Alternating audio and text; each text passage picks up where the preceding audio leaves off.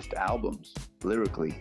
Like, truly, like, we were actually wondering, like, wait, is this too Weird Al Yankovic? It's Chromeo on the Next World Cafe.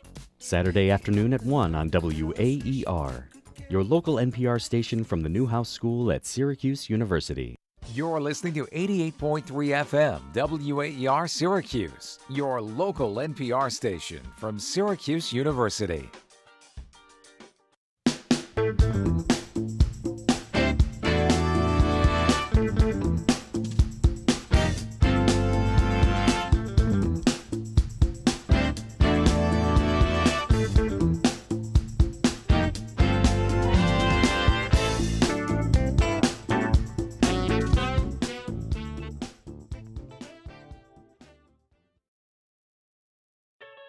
SportsNite, your home for all SU sports talk. You know, whether it was a 5-goal win or just an overtime win, a win is a win, and especially in a loaded ACC, they're going to look back on this one and say, thank goodness we got a win. There's just, the question marks are so many that it makes you think, what if we are in for a second-year hangover? Autry is in obviously a bad situation because of all the backlash he's getting from the fans because the pressure's high, right? But I also think he has a little bit of leeway. Breaking down everything from around the hill. They almost surrendered that lead in the fourth quarter, which is a concern of mine. I would have preferred to see a full 60-minute performance. And giving hot takes along the way. I'm just not convinced. Some of the transfers are promising, but if we look at what, national champions are made of, this team has none of that stuff. It's SportsNite, and it starts right now. Ukraine and Russia should stop where they are and negotiate an end to their war, he described. Hello and welcome into SportsNite here on WAER in Syracuse, not Russia. We're here on our Ocean Avenue studios, and tonight we're talking Syracuse and Pitt football. I'm Griffin Marcy alongside Dan Shallum. We'll be taking you up till 9 o'clock here on SportsNite. You can call into the show, talk to us at 315-443-2011. We're also live on WAER Sports Talk on X and on YouTube. Dan, first time here on the program. Glad to have you here. I'm glad to be with you. And let me just say for our viewers on Twitter and YouTube, you are looking especially sharp tonight, Griffin. I thought we had to go a little bit of a higher class dress here tonight on SportsNite. Hey, we're all about the best of the business here on the program. I'm glad to just be in the same company as you. That's what I'm saying. Just like you. We got some familiar company in town this weekend for Syracuse football's opponent this weekend in the Pitt Panthers, coming in at 4-2, but just recently came in with a quarterback change. Eli Holstein, the Alabama transfer, was their starter last year and came into the year as their starter this year. They're 2-2 with them. They go to the bench, and Mason Heinschel comes in, the backup quarterback, and has lit it up so far. Just last weekend, Pitt goes out and beats FSU, number 25 FSU, and Heinschel's come in and been an absolute stud. He's looked amazing. His first two games, he's over 320 yards in both of them. He's won back-to-back ACC Honors of the Week, won Rookie of the Week the first week, and then Quarterback of the Week against FSU. And I think for me, Griffin, this is everything that Syracuse wanted Ricky Collins to be. This is currently what Mason Heinschel is doing over at Pitt, and he is just showing it off. And it seems like this Pitt offense has unlocked a new level that they didn't have under Eli Holstein with Heinschel at the helm. Yeah, and part of that comes from one thing that Fran Brown mentioned, he likes seeing out of Heinschel so far is not only his legs but his athleticism. I think what's really impressed me is his ability to make that second play and move with his legs, just making these plays that aren't out of structure, which is not something you expect from your younger quarterbacks. You usually expect them to kind of get in rhythm, make the basic plays, but he can just adapt and play on the fly. That's where you mentioned taking it to that next level, seeing things that Eli Holstein just plays he wasn't making. We'll talk with a Pittsburgh reporter in just a few minutes about what he said about that. He said similar that sometimes it just seemed like Holstein wasn't hitting everything and just not clicking fully. But right now, everything's at its full potential with Mason Heinschel. I think another thing, too, with Heinschel is that in the first game against Boston College, it's not like he was trying to force the pass necessarily. He was more than comfortable to take the check down, and that's why he ended up with 4 touchdowns and no interceptions. He got a little bit overzealous in that Florida State game where he threw a couple of picks, but when you went back to the reason why that Pitt ended up winning that game, it was because he just didn't try to do too many things. And you mentioned the legs. That's something I want to hit on. Pitt does not have a running back right now that has over 200 yards on the season. So having a guy like Henschel in there that can actually run is huge for them because they don't have much of a ground game right now. Well, I would want to push back on that a little bit. They don't have one key feature back, but they do have 3 backs that they just spread the love, so no guy has 200 yards. But they have 3 guys that each have like 30, 40 carries. Desmond Reed, a really solid back. He's questionable going into the game I will say, tomorrow. it's not like they've established a heavy run game necessarily. No. The performance and wins for the team have solely been based on quarterback play throughout the first 6 weeks for them. Well, one thing you kind of phrase you used and just in your last point there was trying to do too much, and that brings me to kind of last year's game, which Syracuse I don't even want to think about that. Coming Griffin. in off a bye, Yep. I think this was a Thursday night game. Syracuse playing at Pitt, only had 1 loss in the season at this point in time. I think they were about 5-1 or 6-1 going into it. They went in and just got absolutely throttled by Pitt on the road, and it was because Kyle McCord tried to do too much. 5 picks in that game, threw 3 pick sixes. Syracuse didn't even have a chance just because they frankly just beat themselves, and there's no other way to put that. No, it was an extremely ugly game, and it really felt like at that point in time for Syracuse, you only had the 1 loss to Stanford on your resume on the last second field goal. It felt like coming out of the bye, the world was your oyster. If you could have taken care of Pitt last year, you were in that conversation to actually be in the ACC tournament. Syracuse would have been an 11-win team last year if that Pitt game went their way. And I think you do give Kyle McCord some leeway there because he had such an amazing season. It was bound to happen at some point. But you can't really take last year's game and project too much into this year because Syracuse, like you mentioned, just never had a shot.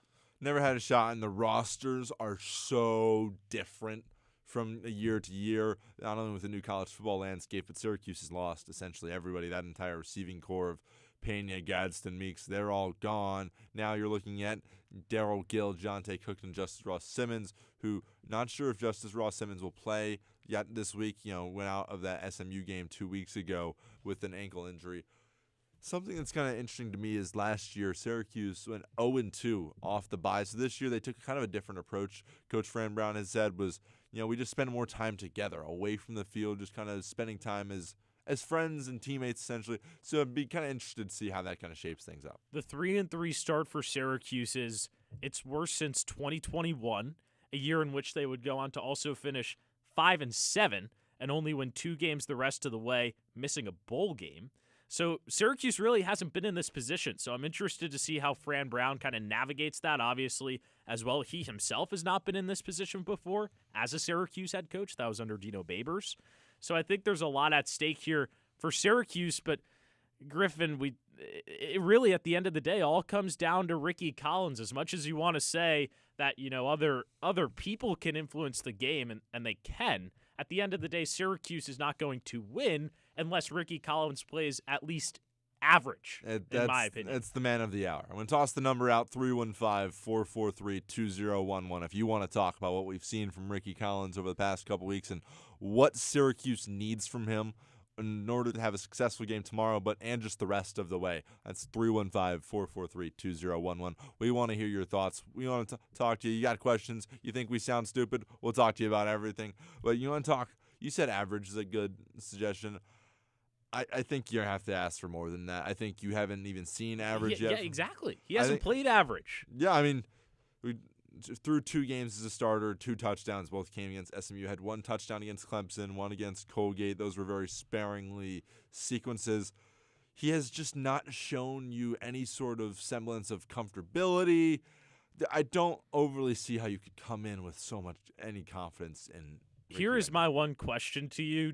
Do you think that things might have gone differently for Collins if he had punched in the drive on Syracuse's first possession of the game against SMU, where they had the 4th and 1 on the 1? Personally, in my opinion, I think Syracuse makes that a much tighter game, possibly even wins if they score on that first drive. I felt like that was really the momentum crusher off the top, and I didn't even think they had a chance after that. I knew that they were going to lose. Totally agree with that, and I actually would almost bring it back to the Duke game. Was his first drive. Again, they were driving. Both of these first drives he had, I think that would be a big thing, is having it be a strong start. Going down, getting points on the board on your first drive. His first start when he played against Clemson, for example. First play, comes in, touchdown. Looked solid and comfortable the rest of the game, and they won that football game because right off the jump, they put some points out there. He's in the rhythm, in the flow. First drive against Duke, the first play is like a 30-yard catch by Jonte Cook. They're all the way down like the 35-yard line. Then they throw an interception. All goes off the rails from there. You mentioned SMU. Go down to the goal line. They established the run early. They are in his groove, just can't punch it in, and just kind of all collapses. So I do think that is a very good point of just analyzing whether it's just confidence or just finding that rhythm early and don't getting off too far off schedule. I think another thing within that confidence that you mentioned is the fact that Syracuse went for it on 4th down 5 different times against SMU and only converted twice. And these were situations at points where Syracuse could have easily just taken the 3. And I think those are the type of coaching decisions that are hurting Ricky Collins. They're not setting him up for success by saying, oh, you had a good drive, we got the field goal, hey, we're in this game. Instead, all of the 3 other of those drives turn into, oh, SMU gets the ball, and then they would score 14 points off of those 3 drives, too, where Syracuse gave the ball back. No. So I think there's also a argument to be made that it's not entirely Ricky's fault. I would probably, you're looking at like an 80-20 split on that. I do think they're not putting him always in the best position to win, and I think Fran Brown's talked about that in the past of like, we need to call the better plays that our team has executed, and not just offensively but defensively. Fran Brown also has not backed down or shied away by any means that Ricky Collins is his quarterback. So let's hear what Coach Brown had to say about that. It means a lot that he's behind me and he still believes in me. I mean, it's been rough for us as a offense, as a team. I mean, we haven't been getting the production that we wanted, outcomes that we wanted, but that he's still confident in me, he believes in me. He's continuously pushing me and coaching me hardest I've probably ever been coached in my life so far. So I really appreciate that. Rather, that was my mistake. That was Ricky Collins talking about what Fran Brown has done for him. He talked about how Fran's really just continued to be on him and being that support. If anyone asks in the media every week, we send a guy to the media every week, and people come every week and ask, would you ever take a look at Luke? They've been asking that from the very beginning. Was it whether it was Angeli? And they're like, would you ever take a look at Ricky? Fran stands by his guy at quarterback. He's made it very clear Ricky Collins is the quarterback of this football team. And there's a right reason as to why that argument's being made. I mean, Syracuse originally was going to have Ricky Collins be the starter all year before they brought in Steve Angeli, and clearly they thought that Steve was better, and so far he has proven that. But for where Ricky Collins is at this point in the season, he has shown improvement from that first Duke game. 229 yards, no touchdowns. And then you go to SMU, where he has over 275 with a passing and a rushing touchdown. Sure, those are both losses, but at the end of the day, it's still improvement. It is, and I think that's one of the things I think, not only with getting ahead of the game, with getting some points out early, one of the big things I want to see going into this week is key to the game, one might say, is getting Ricky's legs involved. I think would be a strong thing for him. You saw that he felt a lot more comfortable getting downhill and just not being in a set standstill, being a statue in the pocket, just playing a little bit off skelter and kind of seeing. I think that's where he almost might feel a little bit more comfortable. I'd be interested to see if they could get that moving a little bit more on offense. You make a good point as well, because I think that Syracuse itself needs to understand that you can't have Ricky Collins be a deep ball quarterback, and clearly they've learned the lesson with not having him be a pass-heavy guy in the first 2 games, because it just has not worked at all. It hasn't worked all season in any of the games that he's appeared in. But I think if they actually tailor the game plan to Ricky and his legs, that they can actually go out there and win this game. And I know you're going to probably push back on me. Well, I'm more taking it back a little bit further in that argument where you're saying he hasn't proved to be a pass-heavy guy. That's been the problem, is they've started so far behind that they've forced him to be a pass-heavy guy. I think they're very aware. I don't think that's not Ricky's fault, though. It is his fault, because they're very aware that he's not a pass-heavy guy. It's the fact that they're down 24 points, so then the fact that they're down is because they're forcing him to pass early on. No, because the first drive against SMU, they ran the ball all the way down the field. Then they didn't score, and then all of a sudden, just click of a finger, you're down 14. Now you have to pass it. It's his fault that they're down 14, and then they couldn't get there. It's not necessarily his personal fault, but they've put themselves in that situation, and then he's in that bad situation, stuck in the mud the rest of the way. I don't disagree with you there that it's hard for a guy to actually play his style when you're already trailing 24-3 at the half in back-to-back games. But I think it goes back to that point that we were making about if you just take the points early on and let Ricky do what he does best, which is clearly be mobile and not sit in the pocket for very long and wait, then he will have success against Pitt. Now, if they do the first option where they have him just sit there all day long, I think you could very well see a repeat of last year in Kyle McCord. Yeah, if you're a Syracuse fan, I think you would just turn the TV off if you saw your team was down 24-3 at halftime. I mean, that's been back-to-back weeks. Yep. I don't necessarily know if there's anything that's going to change about that because Ricky could go out there and have an amazing game, but Pitt's defense is still top 15 in the entire country, and I know we'll get to all this stuff later, but it's not like Syracuse's defense is very good either where they're helping Ricky out very much. No, they definitely aren't, but I think that's a really important thing we should touch on here is this is the toughest defense Ricky's faced yet. I mean, the last 2 minutes of the third quarter and the fourth quarter against Clemson, probably a better unit than Pitt. But this Pitt defense is no slouch. You mentioned top 15 according to PFF. Rasheem Biles is an absolute monster off the edge. He's got over 50 tackles for them. He gets in the backfield. He's going to be a menace. It's good. Ricky's going to be staring at all game long. It's something that should be very concerning for Syracuse fans heading into this game. I'm just objectively concerned about how Ricky's going to even function in the pocket. He has not been a good guy under pressure whatsoever, and even minimal pressure. I mean, did we see that just miss he had for Yasin Willis against SMU a couple weeks ago? Wide open. He could walk right into the end zone, and he wasn't even under pressure, and he floats it over his head. If Ricky can't even deal with that amount of pressure, what's going to happen when he has this ferocious Pitt line coming at him tomorrow night? It doesn't add up. And it's not like Syracuse's O-line has been good either. That's another weak point on this offense. Overall, the factors just do not point to positive things for Syracuse tomorrow. Yeah, I totally agree. But let's talk a little bit big picture here before we head to our first break. We're going to have a really important conversation here, and it's the big one.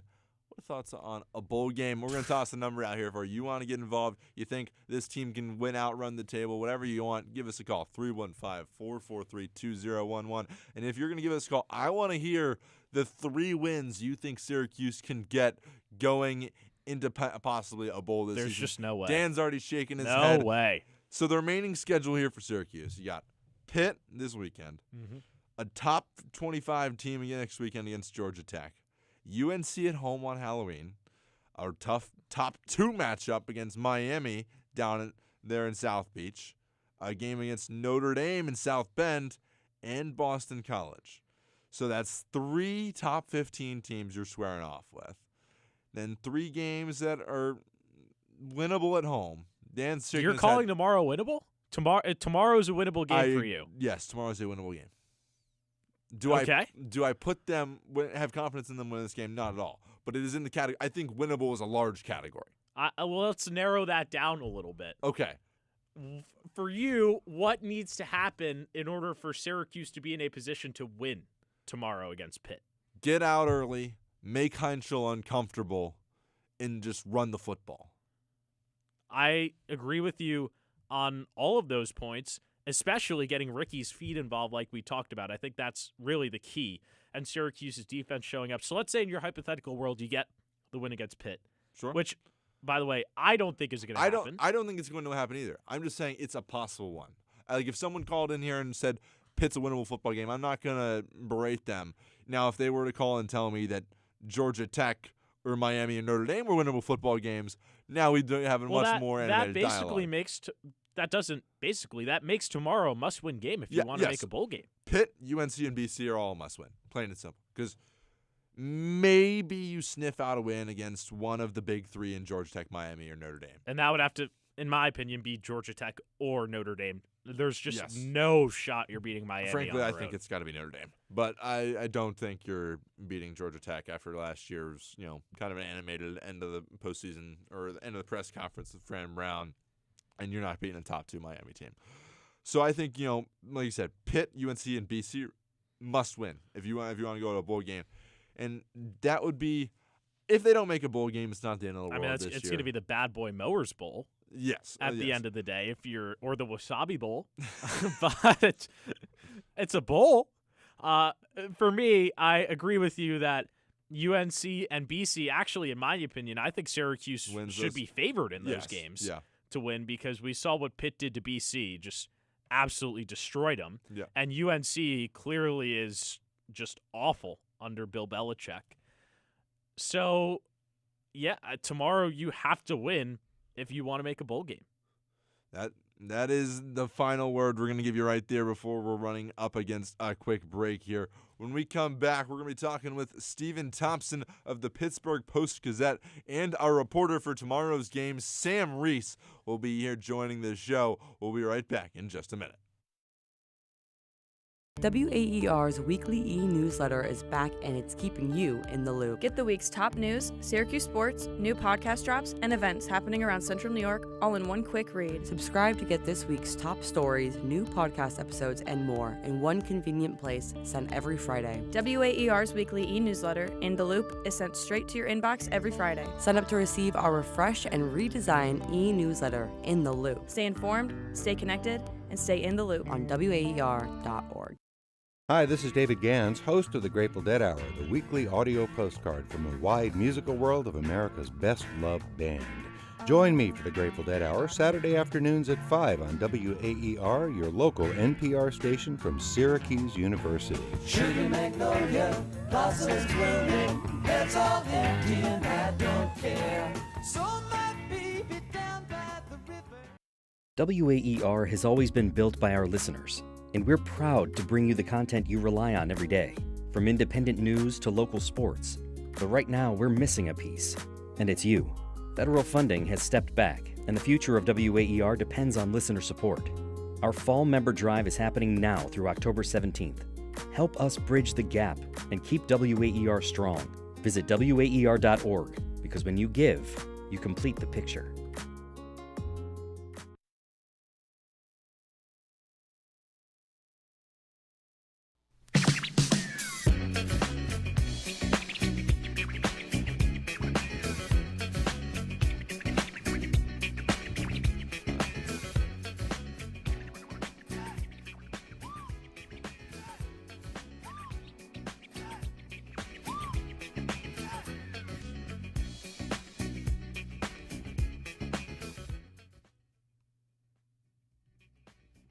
I'm with you alongside Griffin Marcy, previewing SU's matchup with Pittsburgh tomorrow.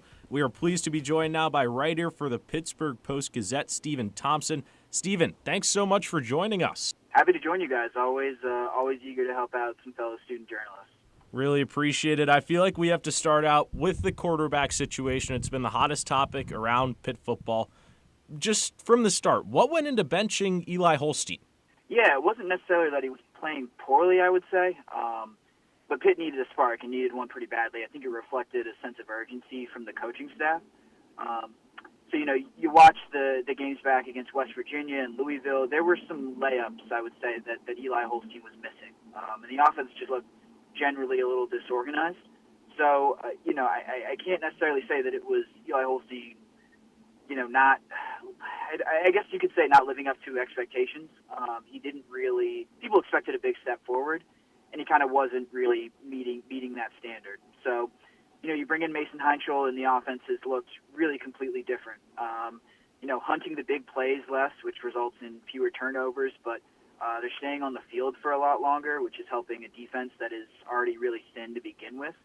And they're converting more in the red zone as well, like scoring touchdowns as opposed to just kicking field goals. And that's really made all the difference. It's hard to really judge how much better they are, when you're playing a team like Boston College, who, they're probably thinking they're lucky stars that UNC exists because they might be the worst team in the ACC otherwise. But against Florida State, I think they really proved something. I think Mason Heinschel, despite throwing a couple of interceptions, really showed what this offense looks like when it's operating at peak capacity. And they're maybe not as explosive or, capable of scoring in a few plays and scoring as quickly as they used to be. But they've been a lot more efficient, I would say, and they're much more geared towards complementary football with Heinschel at the controls. Thanks, Stephen. So this week, Fran Brown was asked kind of about what Heinschel brings to the table, and Coach Brown said it was his athleticism and his leadership. Is there anything else that kind of sticks out to you about what he brings to the table? Well, it's interesting because I think when you watch his high school tape, or if you were just there during spring ball watching him throw, the arm talent was really what popped out to you first and foremost. He can really, the ball just kind of looks pretty coming out of his hands. But his creativity in and outside of the pocket, the ability to extend plays, has really been huge for Pitt. This offensive line is a little bit beat up, and I thought they played pretty well against Florida State, but still gave up, I think, 5 sacks. So, he's had to kind of create some stuff on his own and be a little bit of a playmaker in that sense. So the athleticism I would totally agree with, but I don't think he's had the chances to really show off that arm talent quite yet. Like I said, not as many deep balls being thrown in this offense right now. That's a little bit of a product of the coverage that Pitt will face week in, week out. Teams will really try to take away the big play. So I think the arm talent is something that, not a ton of people have quite seen yet. They've seen the creativity, they've seen his mobility, and there's still a little bit of meat on the bone for him to really uncork some nice passes later down the road this season. How did you see him battle back from those 2 interceptions against the Seminoles in that first game against BC, 4 touchdowns? He really didn't face any adversity, but what type of response did you see from him? Yeah, so, against Boston College, one of the kind of company line or the thing that you kept hearing, him and his teammates say after the game and his coaches was that he wasn't trying to be Superman, right? He wasn't trying to win the game by himself. And I think you saw a little bit of that on those 2 interceptions where he is just trying to do too much, right? So, the first one, he's throwing into double coverage to a 5'10" wide receiver.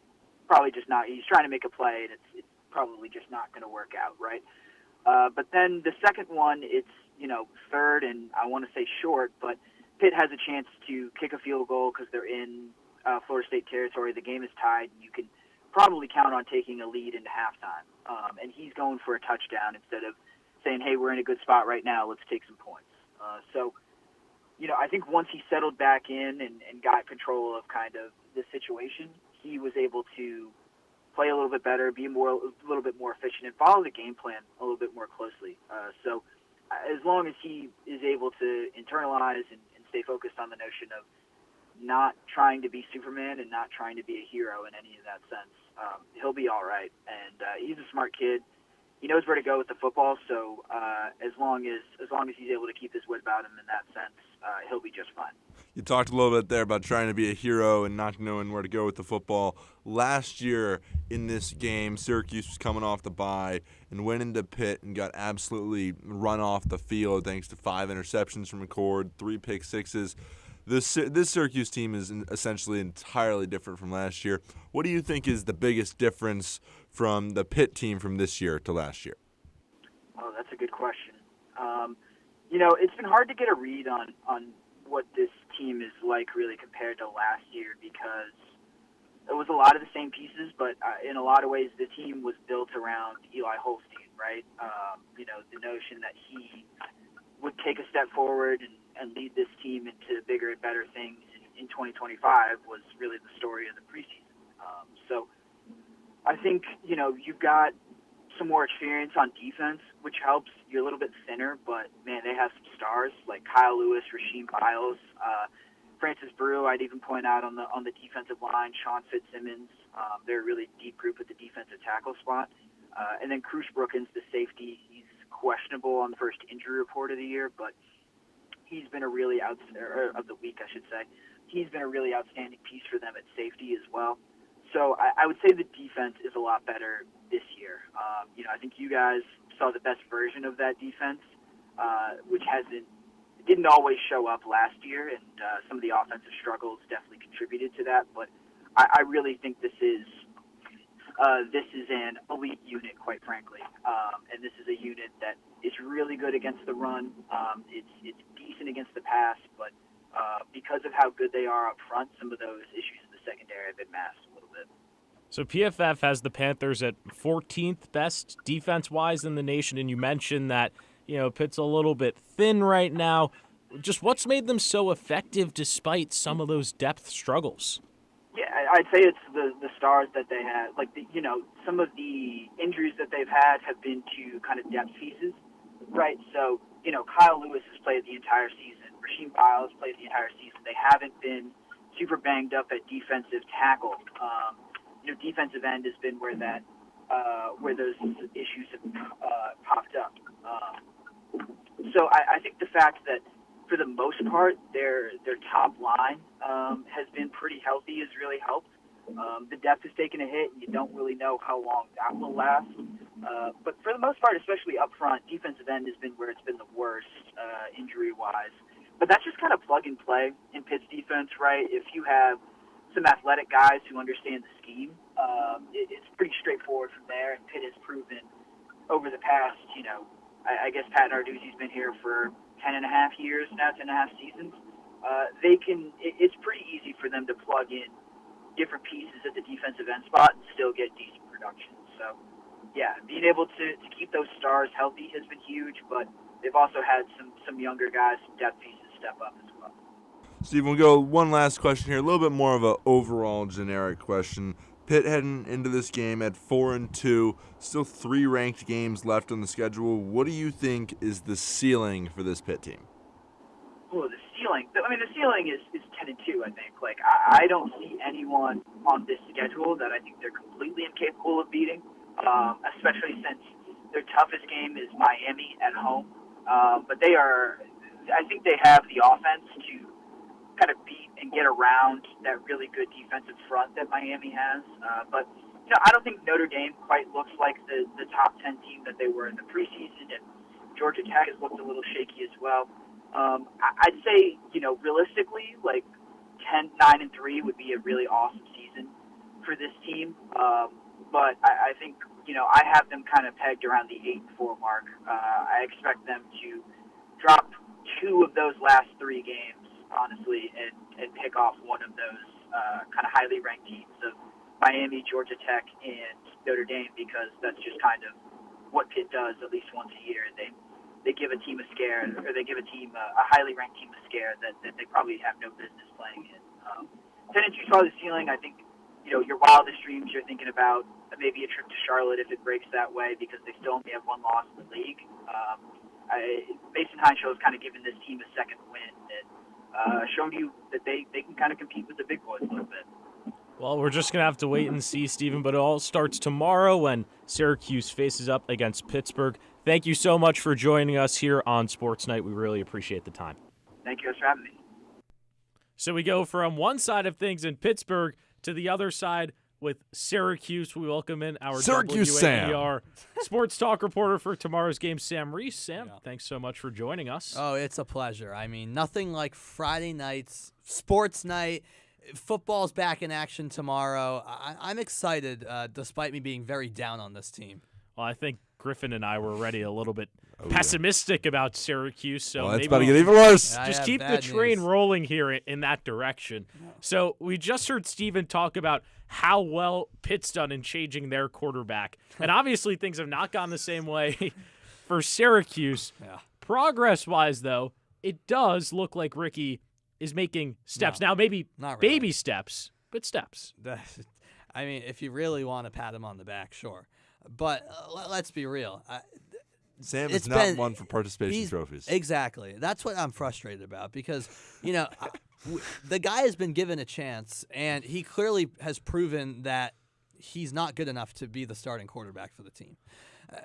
Baby steps, not really. I mean, it took till the 4th quarter of the SMU game till he finally drove the team down to score a touchdown. That was his in first garbage 7 time, too. Exactly. So it really doesn't count. I mean, if we're being honest, I mean, SMU is already ready to enjoy themselves the rest of the night. They were checked out, so kind of pity points at the end. If we're being quite honest, and it's frustrating because things were going so well with Angeli, and you've taken such a big step down with Ricky Collins, and again. I've had enough of a sample size. He's had 2 starts. You think 2's enough? Of course. Okay. It's more than I don't really know about that. Okay, so of course. Now let me ask you something here, Sam. The question of the hour: how long's Ricky's leash? Well, How long do you want me to be? You've made it very clear his leash would be in the backyard. So how long is his leash for Fran Brown? Yeah. It's very long, Okay, based on what I've heard. Yes. Which is unfortunate. So if you were the coach, Luke Carney would be under center tomorrow. Yeah. It's not like Luke Carney's. I don't think. Again, one play, one touchdown. Here's an idea. Is I've Luke heard. Carney really an I've heard of another freshman who's doing pretty well now. Right now, as a starting quarterback for an ACC team, he happens to be coming to the Dome tomorrow in Mason Heinschel. And he's been balling out. I'm not saying Luke Carney's all of that, but do you Luke think Carney Luke was one of Carney's the on best the level of quarterbacks. Mason Heinschel? Maybe not, but he's certainly above Come Ricky on. Collins. No, I'm not saying that. But he's better than Ricky Collins. He has to be.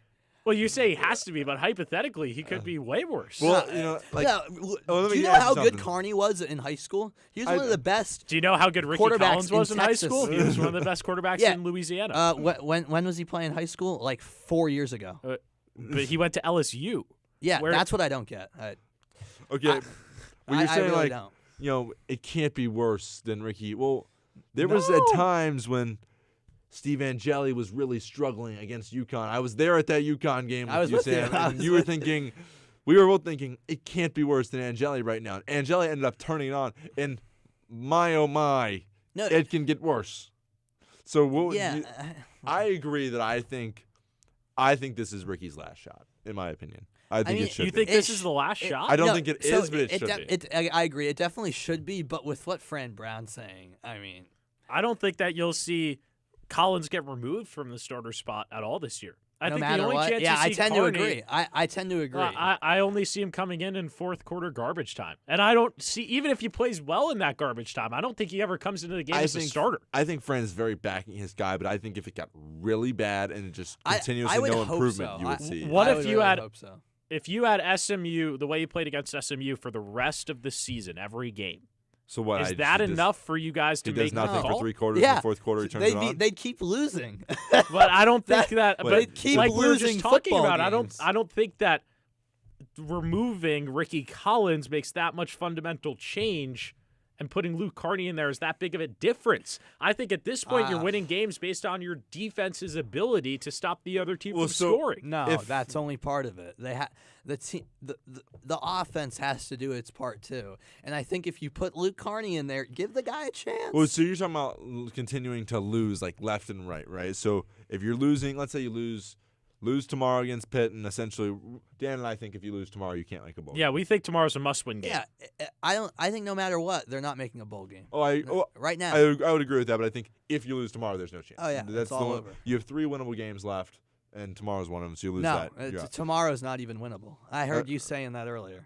He was saying tomorrow's winnable. He said that. I said winnable is a large I know, gap. that's what I'm saying. I do not think that. I think Pitt's a good team. I think Pitt wins Pitt's this a game by great multiple team. touchdowns. I mean, they just beat the 25th ranked team in the nation. They got Heinschel, a freshman. FSU's lost 3 in a row. I don't really care they beat FSU. I think Pitt wins this game by multiple touchdowns. But I think Syracuse. I think the term get winnable the is a doors large knocked gap. off by if they played FSU. Excuse me. Yes, but I think the term winnable is a large window of opportunity. So just admit that this is like you saying, there's a 10% chance that Syracuse is going to win this game, but I'm going to label it as if it's a, a that 90% sounds like sitting chance. on the fence if I've ever heard it. 27% chance. 27? Yes. 27. There is no way. I don't know what's with you two and the voice cracks around here. What's going on around here? Yeah, well, I need some water. That's what I need. Well, you're making me yell so much because of how angry you're getting me about saying tomorrow's winnable. I want to transition to a little bit of a big picture topic, okay? I think Sam would have a really interesting take on this. So we talked about, Syracuse, and no matter how they finish the season, you're not losing your head coach by choice, but a lot of these programs around the country, a lot of jobs are kind of opening up. Penn State's opening up. Florida probably opens up. Auburn might as well. UCLA is open. Arkansas is open. Stanford, Virginia Tech, Oklahoma State. Do you think, Fran Brown's made his his status, or his belief on this very clear in terms of what he thinks he would do. What do you think? His stance. That's what you're looking. That's for. what I was looking. There we for. go. You know what? You got his stance. You got there. Let's hear. We might have voice cracks, but seems like you need to work on a little bit of finding the word. I'm here to help you out. He's my personal thesaurus over here. All right. So when Fran first got here, he was very clear about what he believes he'll be here for life. But opportunities arise, and his tone will change over time. Let's hear what Fran Brown had to say from the beginning and what he has to think now. I'm from Camden. So every coach get up here and say, this is home, I'm never going nowhere, and then 3 years later, he trying to get a new job or a new contract. Guys, I come from welfare, baby. I'm good. I don't got to have that family first card no more. I'm here for life. I promise you that.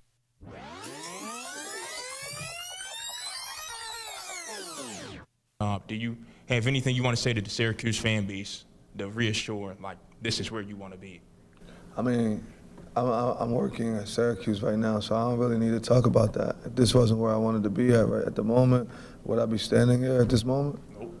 Yeah, so I'm just focused on that. I'm focused on being here. I'm locked in on coaching the players that I have here. This is where I work at. I think that's disrespectful to even bring that up and ask that. Like, what's the point asking that to make some media or me to say something opposite?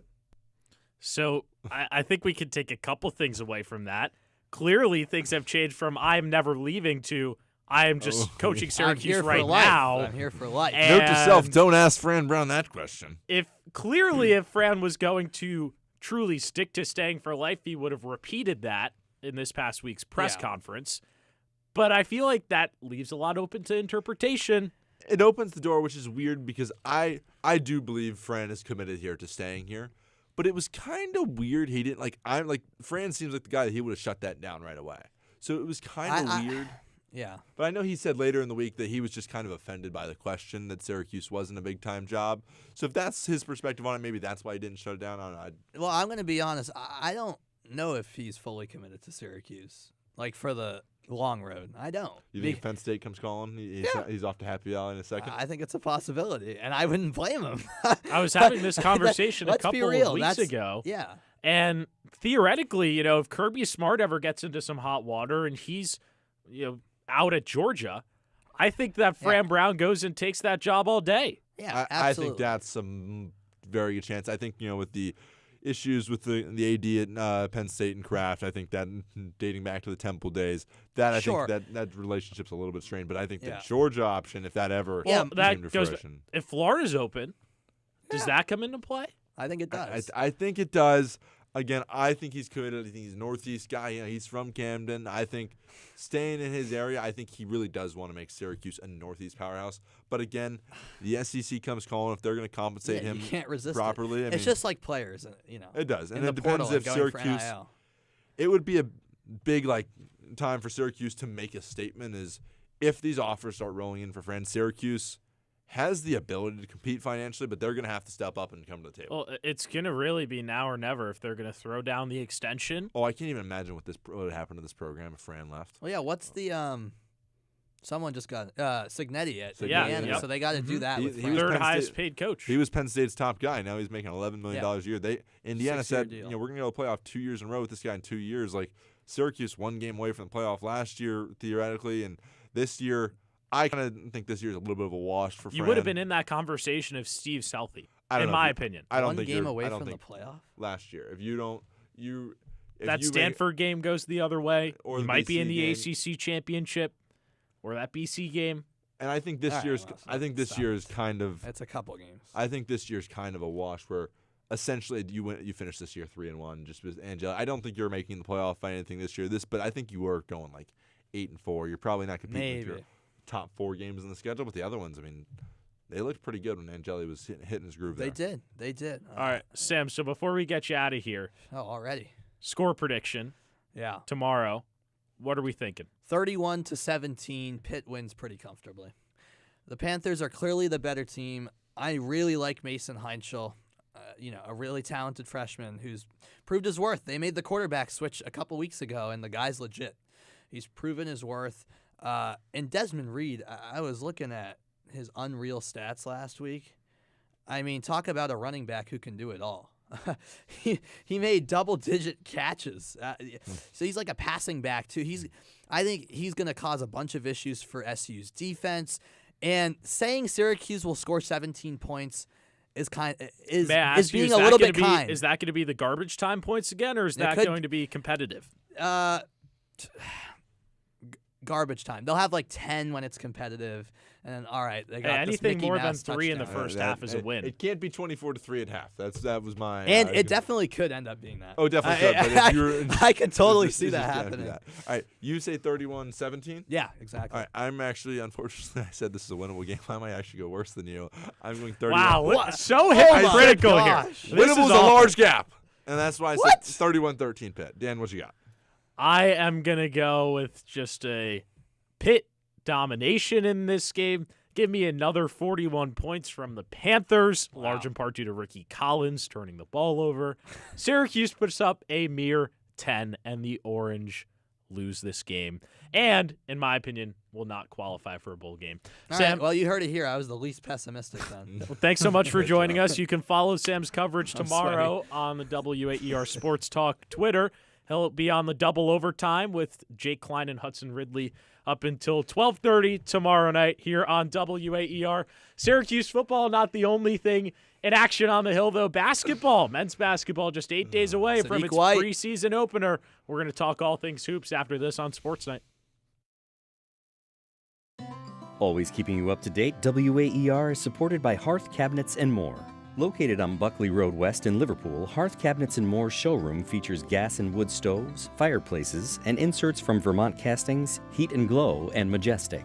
Also offering a variety of cabinetry from Waypoint Living Spaces and Omega that can help transform empty space in your home into usable and functional storage. Learn more at hearthcabinetsandmore.com. Your source for arts and entertainment information. WAER Syracuse Public Media is supported by Syracuse Stage, presenting Patrick Barlow's The 39 Steps, a comedic adaptation of Alfred Hitchcock's classic 1935 spy thriller of the same name. The 39 Steps features fast-paced action and slapstick humor performed by a cast of 4 actors playing dozens of roles. October 22nd through November 9th. Ticket and event information at syracusestage.org. Delve into the rich tapestry of acoustic-led folk, roots, and Americana music here on 88.3 FM WAER. Enjoy national and international acts, as well as local artists every Sunday with host Pete Thomas. Whether you're seeking the comfort of timeless classics or contemporary gems and music discovery, don't miss Common Threads, Sundays from 2 to 5, exclusively on 88.3 WAER, your local NPR station.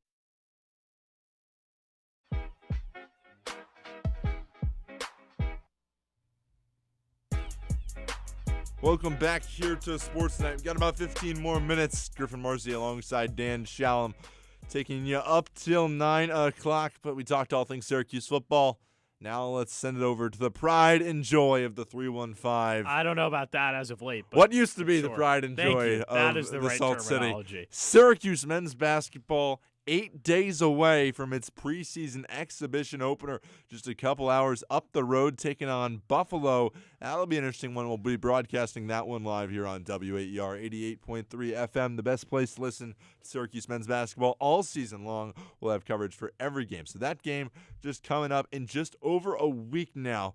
I'm really excited. This program hasn't been to the tournament since 2021, and everyone's starting to think, is Autry on the hot seat? What's things going on? The expectations of the program. We got the first chance to talk to everyone this week. As Adrian Autry's media day, the whole team was available for conversation, and a lot of interesting things kind of came out of this week.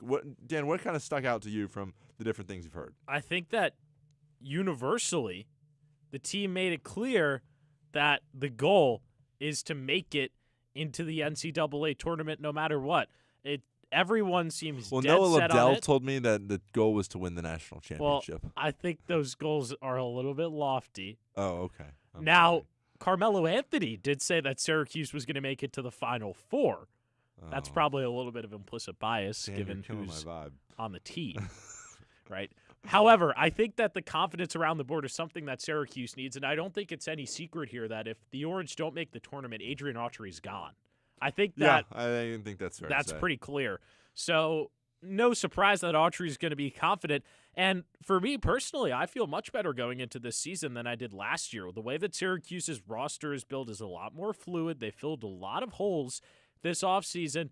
And for me, as of right now, I think this is a squad that could very well hover around 20 wins this season and possibly make it in. I agree, and I think you talked about the roster construction. That's what gives me the most confidence coming into the season. You know, Alex Klein, the GM, did a really good job just scouting out of the portal and bringing talent in. A couple of your transfers coming in that stick out. UCLA, big William Kyle. The point guard that this team beat Georgia Tech transfer Nathan George and Nate Kings from Oregon State, plus the freshman class. I think you got some guys in this team. It's going to be the biggest thing is getting these high-level power forward, power 5 transfers, right? Getting William Kyle in. Didn't play a ton at UCLA, but that's different than bringing in guys like Jair Davis Personally, from Delaware. I'm still concerned about the center position for Syracuse because clearly they don't have a true center. Sure, but I don't think that's what they're looking for. I think where Lampkin last year, they wanted to play through the center. I don't think they want to play through the center this year. I just think they want to play fast, and all they want out of William Kyle is a guy that can dunk the ball and protect the rim, and that's what he can do. Well, it's really all you need when you have Exactly. Nate Kings on the point guard position. Nate and George. He's a guy. Nate George. Sorry, Nate George. I was thinking of Nate Kings on the wing. Nate Kings on the wing, and then you got Nate George bringing up the ball for you. And you got to realize Nate George was a guy who was top of the ACC for assists last season. Syracuse has a true distributor. This is not Jaquan Carlos. No, this top, that's what I'm saying is last year you were getting transferred in from Hofstra in Delaware. Now we're going from Georgia Tech and UCLA. Getting such a major upgrade with one of the best point guards in the ACC last year running this offense is going to be great. And also, you finally have a three-point shooter in Nate Kings. Yes. That's a big thing as well. If you guys want to give us your thoughts on who you think is the most important addition, come on in. 315-443-2011. I'd love to talk to you in the next 10 minutes. I'm really excited about this basketball team. If you are too, I want to chat about it. But I think this starting 5, if they, it seems like they've worked really hard all offseason. Build it for me right now. Go for it. Who are you rolling easily. out? George at the 1, Starling at the 2, out in the wing, you got Kings, and then in the front corner, Freeman and Kyle. That's the great thing. You have Sadiq White and Kyan Anthony on your bench. Yes. It's great to have that depth. Plus, I think Luke Fennell could give you some sort of value off the bench, and Tyler Betsy is the backup big. I think also just giving you some sort of options. But again, 7 strong guys still yet to see. And then Ibrahim Souare, another big that's just going to play athletic and just move up and down the floor for you, should be good. So I think there is some more depth, and that's something Adrian Autry's talked a lot about this year, was kind of the depth of this team. I think a big thing, too, Griffin, that we really haven't touched on yet is the fact that J.J. Starling and Donnie Freeman are back. Syracuse got them back. It shows a willingness from this program to not only get 2 really skilled guys, but get 2 guys that know this system and can get other transfers to really buy in and create an amazing team chemistry for this group. Yes, not only the leadership of once they arrive on campus, but Coach Autry talked about in this week on the media day, he said that he consulted Donnie Freeman, J.J. Starling on who they wanted to get out of the portal and let them be a part of the recruiting, which is not something you hear all the time. And it's really interesting. I love that approach, is being on a players first. They're the ones that are going to be on the court with them after all. So if they know the guys they're going with, and not only that, is they know who they want, and then once they get here, they can instill the system within them. That's huge. I mean, especially given how talented these 2 freshmen are. It's not like these are 2 3-star recruits. Sadiq White is probably Syracuse's biggest recruit alongside Donnie Freeman in a long time. Yes. And then you got Kyan Anthony, and the last name speaks for itself. Obviously, he's not Carmelo, but that also just brings so much national relevance back to this program. People are expecting something from Syracuse last year, or this year. This team has a heartbeat. I agree with that. I think Kyan Anthony gets you 2 or 3 national games in general, but the team in general, I think, is going to be solid beyond the big stage this year. Obviously, you're going to the Players Era tournament in Vegas. You're going to play Kansas and Houston in that game, and then a couple weeks later in the ACC SEC Challenge, you got Tennessee. So some big-time showings there. I'd like you to win one of those 3 games. I think that's not a ton to ask for. If you want to prove that you're tournament worthy, you can't lose all 3 of those games. Last year was a disaster with Texas, Texas Tech, and then Tennessee. All 3 of those games were just ugly. And again, but part of the reason last year you didn't have JJ Starling and Donnie Freeman on the court together. If this team can stay healthy, I have no problem seeing them in the tournament. Well, that's another thing, too. For half the year, you were playing without JJ, and then the by other the half time that you're playing JJ got back, then Donnie left. Yep. We really haven't seen those two on the court together in tandem yet, and I'm really excited for it. I am, too. I think what excites you the most about this team? Whether is it the dynamic duo, the freshmen, or I mean, the it's transfers? just the fact that you go to every position on the floor, and you guy. have an actual starter. Yeah. Compared to last year where you were just kind of moving guys around and forcing them into certain positions.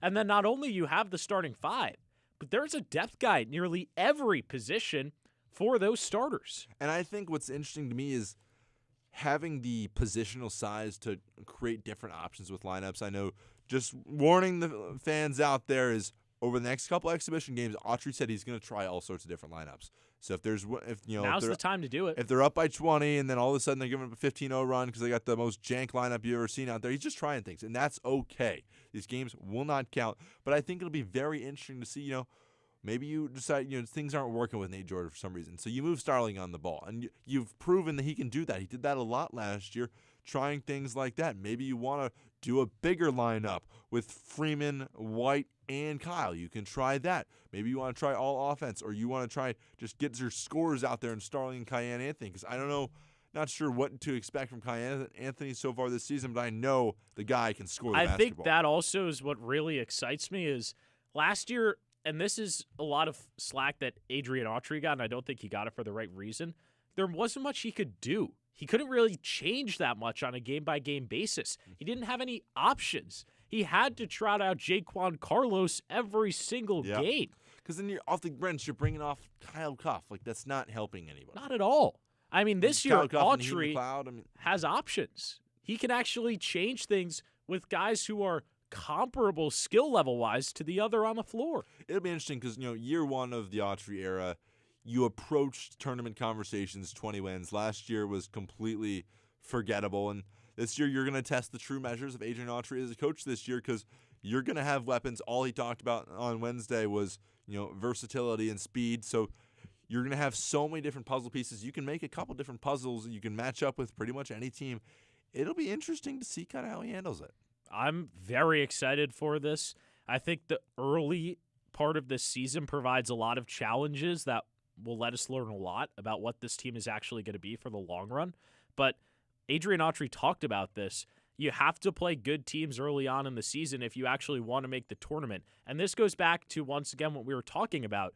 It seems like Syracuse is really pushing for March Madness this year, as they should be, with stacking up these quad one teams early on in the year. Yeah, not only does it give you opportunities at quad one wins, I think it battle tests you. And that's what's really important. You can't, if you play these 3 tough games before conference play hits, you know what? When you're more prepared for conference play. If you walk into conference play 12-0, but you've played the local high schools in the central New York area, that's not helping anybody.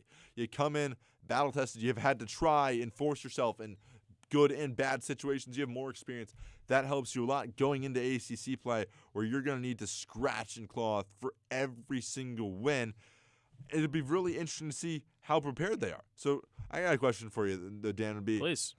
Of the 5 main newcomers, who kind of most intrigues you?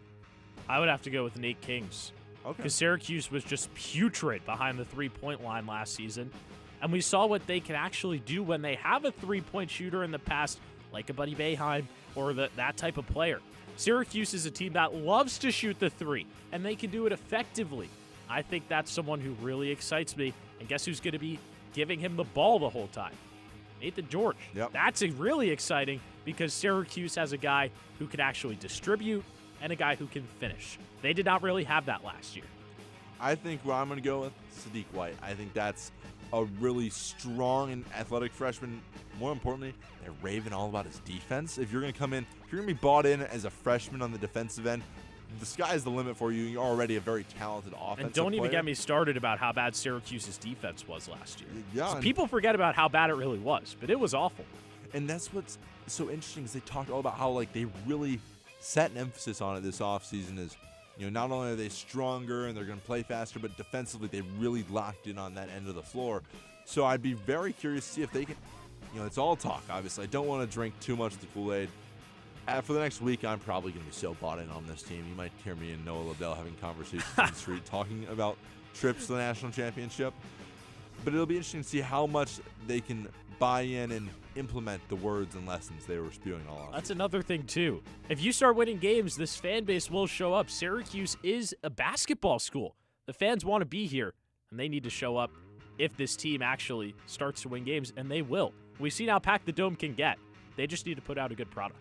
Well, the first chance they have to turn out a good product will not be in the Dome, but it'll be in Buffalo. That'll be up the road at the KeyBank Center. It's in 8 days from now. We'll have coverage for that on next Saturday night.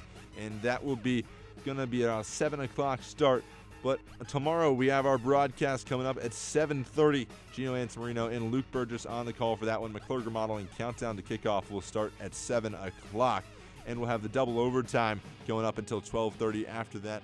We talked a little basketball so far tonight, but next week we'll have our basketball preview show on SportsNite from 8 to 9 p.m. We'll be talking all about the Orange going into the season for that one. That'll be very exciting. A little touch on Syracuse football going up against Georgia Tech as well. But tomorrow, a must-win game, Syracuse and Georgia Tech. You always want to hear from us. We'll be here every Friday nights for SportsNite from 8 to 9. You can also listen to the Ostrom Avenue podcast on WAER.org at all times. All right. Thank you very much, Syracuse. Have a good night.